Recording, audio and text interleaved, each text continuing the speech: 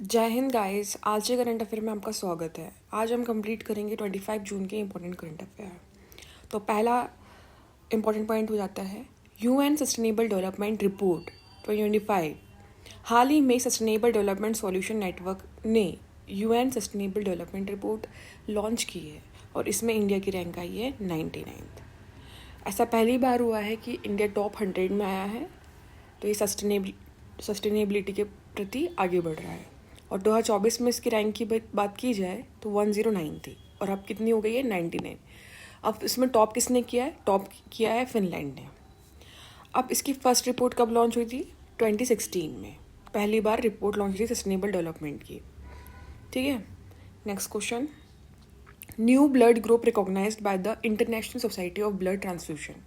हाल ही में एक न्यू ब्लड ग्रुप को दर्जा दिया गया है, उसका नाम है EMM नेगेटिव। तो इसमें एक महिला में पाया गया था, 2011 में एक महिला पे ये ब्लड ग्रुप पाया गया था जिसमें रिसर्च चल रही थी और हाल ही में इसको नया ब्लड ग्रुप लॉन्च कर दिया गया है। और ये EMM ग्रुप में केवल अभी एक ही महिला है जिसका ये वाला ग्रुप है EMM नेगेटिव। क्योंकि EMM नेगेटिव इसलिए नाम दिया गया क्योंकि EMM पॉजिटिव हर ब्लड ग्रुप में पाया जाता है। सो इसमें EMM नेगेटिव पाया गया तो इसे EMM नेगेटिव कहा गया। और इसका एक और नाम रखा है ग्वाडा नेगेटिव, क्योंकि जिस कंट्री से ये जिस जगह से ये बिलोंग करती थी उनका नाम एसोसिएट करके ग्वाडा नेगेटिव इसका नाम दिया गया है। सो क्या नाम दिया है? EMM negative. तो ब्लड ग्रुप की बात की जाए तो उसको फर्स्ट टाइम डिस्कवर किसने किया था? कार्ल लैंडस्टीनर ने। ठीक है, next question. Chaos island news में है, यहाँ पे कहाँ पे है? एगन सी में। और एगन सी किसके अंडर में है? ग्रीस में। 2025 एक्सरसाइज, इसका मेन उद्देश्य है for preparedness in handling nuclear emergency. तो कॉन्वेक्स 3 एक्सरसाइज इसलिए होती है ताकि हम वर्ल्ड में जो न्यूक्लियर इमरजेंसी सिचुएशन जो हो रही है उसे हम कंट्रोल कर सकें। तो इसको लॉन्च कौन करवाता है? International atomic energy agency. इसका इंटरनेशनल एटॉमिक एनर्जी की बात की जाए तो इसका हेडक्वार्टर है वियना, ऑस्ट्रेलिया में। एस्टैब्लिशमेंट 1957 में हुआ था। ठीक है, और पहला जो इसका एक्सरसाइज हुआ था 2005 में रोमानिया में, और इस बार भी 2025 में भी रोमानिया में ही होता है। एक्चुअली रोमानिया में ही होता है इसका एक्सरसाइज, और इंडिया ने भी पार्टिसिपेट किया था। So convex 3 exercise for nuclear handling situation. Okay, next question. Full functional literacy in India. So हाल ही में 3 राज्य फुल फंक्शनल लिटरेसी में आ गए हैं। पहला जो राज्य है वो कौन है? मिज़ोरम, सेकंड में गोवा और थर्ड में त्रिपुरा, MGT। ठीक है, सो अब ये फुल फंक्शनल लिटरेसी की बात की जाए तो इसे कैसे कैलकुलेट करते हैं? तो इसमें 15 ईयर्स के अबोव जो भी लोग होते हैं उनका digital, financial and legal literacy देखा जाता है। लाइक कितने लीगली एक्टिव है, फाइनेंशियली एक्टिव है, डिजिटली कितने एक्टिव है, उसके अकॉर्डिंग फुल फंक्शनल लिटरेसी का दर्जा दिया जाता है। तो हमारा पहला था मिज़ोरम, सेकंड गोवा और थर्ड है Tripura.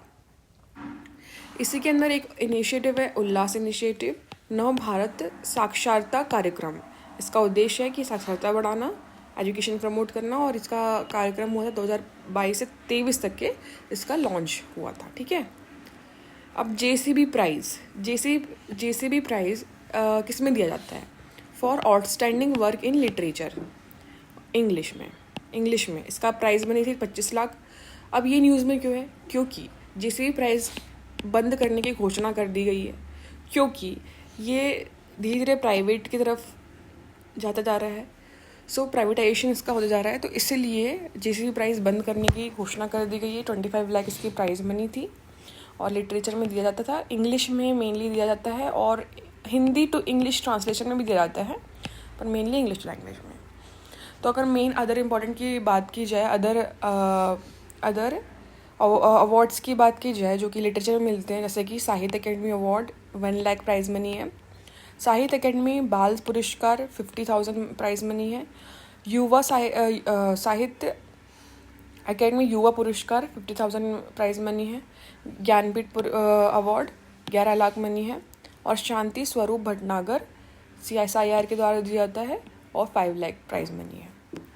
New world 21st century global order and India, ये बुक लॉन्च की गई है हमारे वाइस प्रेसिडेंट के द्वारा जगदीप धनखड़, और इसको लिखा गया है पॉलिटिशियन राम माधव ने। New world. Okay, next question. Navya initiative अभी लॉन्च किया गया है, कहाँ से? उत्तर प्रदेश से लॉन्च किया गया है, सोनभद्र डिस्ट्रिक्ट से। ठीक है, अब इसका उद्देश्य क्या है कि जो गर्ल्स होती है जो 10th पास आउट है, 16 to 18 ईयर ओल्ड, उनको वोकेशनल ट्रेनिंग प्रोवाइड करना। वोकेशनल ट्रेनिंग से क्या होगा, उनको एम्प्लॉयमेंट मिल जाएगा और वो अपना कोई भी छोटा मोटा बिजनेस खड़ा कर सकते हैं। तो अब इसे लॉन्च किसने किया है? Ministry of women and child development and ministry of skill development and enterprises, ये 2 मिनिस्ट्री है, इन दोनों के द्वारा लॉन्च की गई है। अब इसमें कौन कौन से इंक्लूसिव स्कीम्स है, जैसे कि पीएम कौशल विकास, जो कि रोजगार प्रोवाइड करने का उद्देश्य है, जो कि इसका लॉन्च हुआ था 2015 में। और पीएम विश्वकर्मा, मतलब जो भी हथकरघा मतलब हैंडलूम वर्कर्स है उनको प्रमोट करना, इसका लॉन्च हुआ था 2023 में। सो 2 स्कीम्स के अंदर है, that is PM Kaushal Vikas और PM Vishwakarma Yojana. 2025 FIH hockey junior world cup to be held in Tamil Nadu. 2025 FIH hockey junior world cup कहाँ होने वाला है? तमिलनाडु में होने वाला है। कब? नवंबर में होगा इसका कार्यक्रम। तो अगर इसको ऑर्गेनाइज कौन करवाता है? FIH international hockey federation organize करवाता है। और अगर हम FIH जूनियर पहला बार कब खेला गया था इसकी बात की जाए तो 1979 में खेला गया था। ठीक है, अगर हम FIH की बात की जाए तो FIH 1924 में इसका इस्टेब्लिशमेंट हुआ था। लॉज़ान स्विट्ज़रलैंड में इसका हेडक्वार्टर है और प्रेसिडेंट तैयब इकराम इनके प्रेसिडेंट हैं, जिसके FIH के। और अभी कहाँ पे हॉकी जूनियर कहाँ पे ऑर्गेनाइज होने वाला है? तमिलनाडु में। ठीक है, last question. International day against drug abuse कब मनाया जा रहा है? 26 जून को। ठीक है, ऑब्वियसली इसका मेन उद्देश्य क्या है? ड्रग और नशीले पदार्थ को कम करना। सो 26 जून को मनाया जाएगा। इसका अभी का थीम है breaking the chain, prevention, treatment and recovery for all. 2025 की थीम है। कब मनाया जाएगा? 26 जून को। सो आज हमने इम्पॉर्टेंट करंट अफेयर पढ़ लिए 25 जून के। अगर आपको वीडियो अच्छा लगे तो प्लीज़ चैनल को लाइक करिएगा और सब्सक्राइब करिएगा। Thank you.